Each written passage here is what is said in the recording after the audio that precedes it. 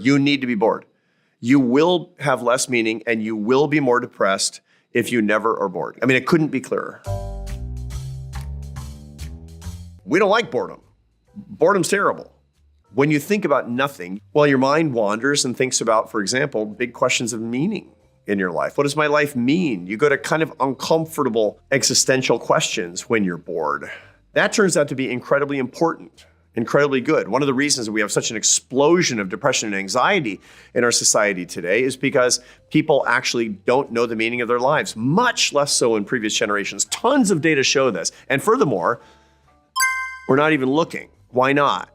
If every time you're slightly bored, you pull out your phone, it's going to get harder and harder for you to find meaning. And that's the recipe for depression and anxiety and a sense of hollowness, which, by the way, are all through the roof. I get it. You don't want to be bored. You need to be bored.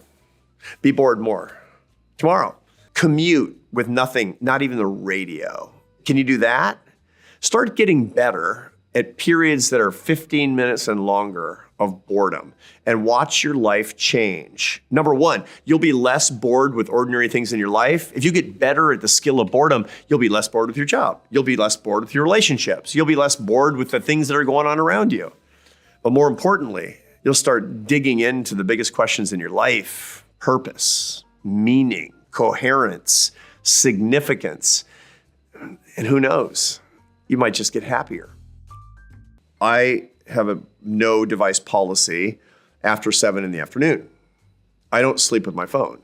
We don't have devices when we have meals in my family because we're there for each other. We're not there for people who aren't there. 3, I have regular social media and screen cleanses where I don't use my device for longer periods of time. First, it's like children screaming in my head. Well, because that's how, dopamine is saying, get the phone, get the phone. That's addiction. But it calms down and I feel better and I feel sort of blessed by the end. And, I pick the phone up by the end because I have to check my emails and I have to be a normal functioning connected person in the world. But it does remind me that my life doesn't have to revolve around these devices. These protocols are really, really helpful. And I recommend them to anybody and everybody. Don't sleep with your phone. No phones during meals. Regular social media fasts. You'll get better. Put down your phones. You need more meaning in your life. And so do I.